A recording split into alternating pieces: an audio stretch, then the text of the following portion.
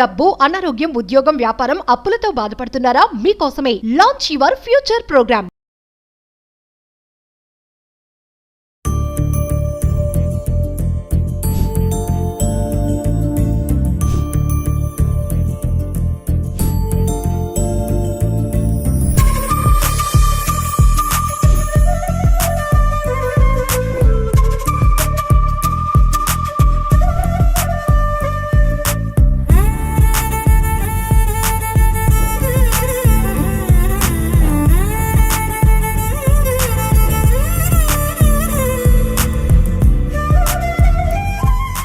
Anu's skin and hair clinic సమర్పించు Sankranti special episodes కి స్వాగతం. హ్యాపీ సంక్రాంతి వనజ గారు. హ్యాపీ సంక్రాంతి అండి మీకు కూడా. Thank you so much. ఎలా జరుపుకున్నారు ఏంటి సంక్రాంతి పండుగ? ఒకసారి చిన్ననాటి మెమరీస్ ని కూడా మనం గుర్తు తెచ్చేసుకుందాం అన్ని చక్కగా హ్యాపీగా. సంక్రాంతి అంటే ఫస్ట్ చిన్నప్పుడు మనకి అంత అవేర్నెస్ ఉండదు కాబట్టి మామూలుగా ఏదో పండగ అందరు కలుస్తాము, చక్కగా పిండి వంటలు అవి చేసుకుంటాం, తింటాం, కైట్స్ ఎగరేస్తాము, అంతే అక్కడ వరకు. ప్లస్ ముగ్గులు మెయిన్ అన్నమాట. అయితే ఈ ముగ్గుల విషయానికి వచ్చేటప్పటికి ఏంటంటే కేటగిరీ ఏ బి అమ్మాయిల కింద డివైడ్ అయిపోతున్నారు ఇప్పుడు. ముగ్గులు వేసే అమ్మాయిలు చాలా తక్కువ కనపడుతున్నారు మనకి. అప్పుడైతే వేస్తారండి? వేస్తానండి. అది అలవాటు అయిపోయింది చిన్నప్పటి నుంచి. పోటీలు పడి మరి పక్క ఇంట్లో వాళ్ళు ఎట్లా వేస్తున్నారు దాన్ని చూసి మనం అంతకంటే బాగా వేయాలి, అంతకంటే పెద్దగా వేయాలి. సో అట్లా అవన్నీ. సో రాను ఏంటంటే పెద్ద అవుతున్న కొద్దీ, అవగాహన పెరుగుతున్న కొద్దీ దాని విశిష్టత పెద్ద పండగ అంటాం కాబట్టి. పెద్ద పండగ అంటే పెద్ద పండగ కాదు, అన్ని అంటే చాలా మందికి పెద్ద పండగ అంటే అన్నిటికంటే పెద్ద పండగగా అనుకుంటూ ఉంటారు. కాకపోతే పెద్ద పండగ అంటే ఇప్పుడు నాకు వచ్చిన నాలెడ్జ్ బేస్ చేసుకుని పెద్దల పండగ, పెద్దల కోసం మనం చేసే పండుగ అన్నమాట.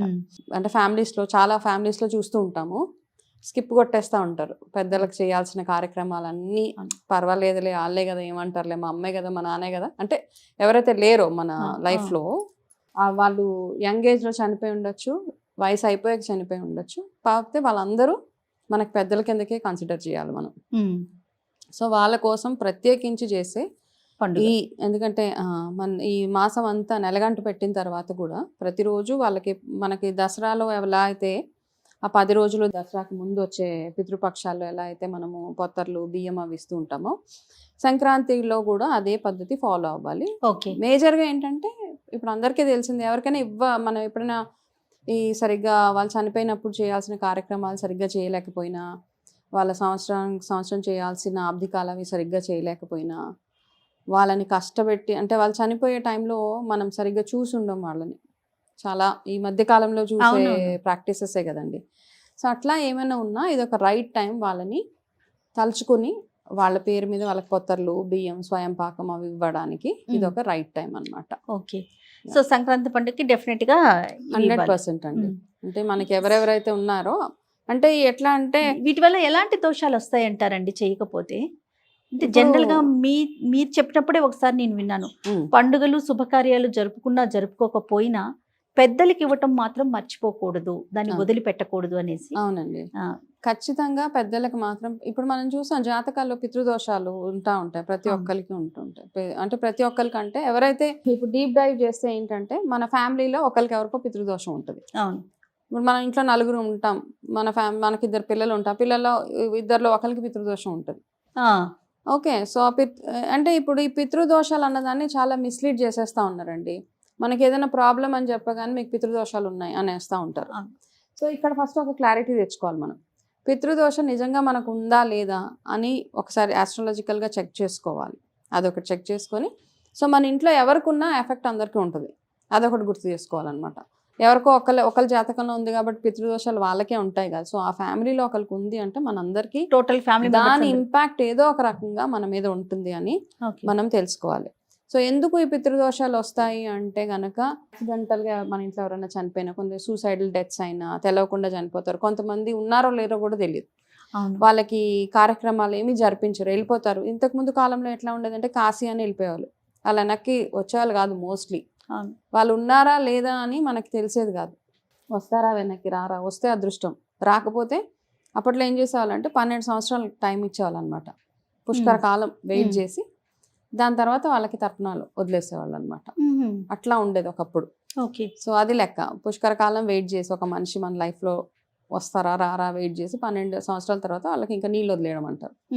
అట్లా చేస్తాం. అట్లాంటి యాక్సిడెంటల్ డెత్స్, సడన్ డెత్స్, ఎప్పుడు చనిపోయారో తెలియదు. కొంతమంది చూడండి నీళ్ళల్లో పడిపోయి చనిపోతారు, ఏ రోజు చనిపోయారో తెలియదు. మనకి ఇలాంటివన్నిటినీ మనకి పితృదోషాలు ఏర్పడతాయి. పితృదోషాలు ఏర్పడితే ఏమవుతుంది అంటే మనకి బ్లాకేజెస్ ఉంటాయి లైఫ్లో. ఆ బ్లాకేజెస్ తొలగిపోవడానికి పితృదోషం ఒక్కసారి జాతకంలో ఉంటే పర్మనెంట్గా ఉంటుందా అని అందరికీ డౌట్ రావచ్చు. పర్మనెంట్గా ఏమి ఉండదండి. ఒకవేళ ఉంది అని తెలిసాక మనం చేయాల్సిన చిన్న చిన్న కార్యక్రమాలు ఏవైతే ఉన్నాయో వాళ్ళ పేరు మీద చేయాల్సిన తర్పణాలు కానివ్వండి, దానాలు, గోదానాలు అంటారు, ఇవన్నీ చేస్తే గనక 100% ఆ పితృదోషాల నుంచి బయటపడవచ్చు. ఓకే. సో ఎప్పుడు చేసినా చేయకపోయినా వాళ్ళు ఏ రోజు పోయారు, ఏ రోజు అవన్నీ తెలియని వాళ్ళు ఎవరైతే తెలిసి తెలియనా, ఒకవేళ తెలిసినా కూడా సంక్రాంతి రోజు రైట్ టైం వాళ్ళందరినీ తలుచుకుని వాళ్ళ పేరు మీద బియ్యము కానీ స్వయం పాకం ఇవ్వడానికి ముందుకు వెళ్ళాలి. రైట్.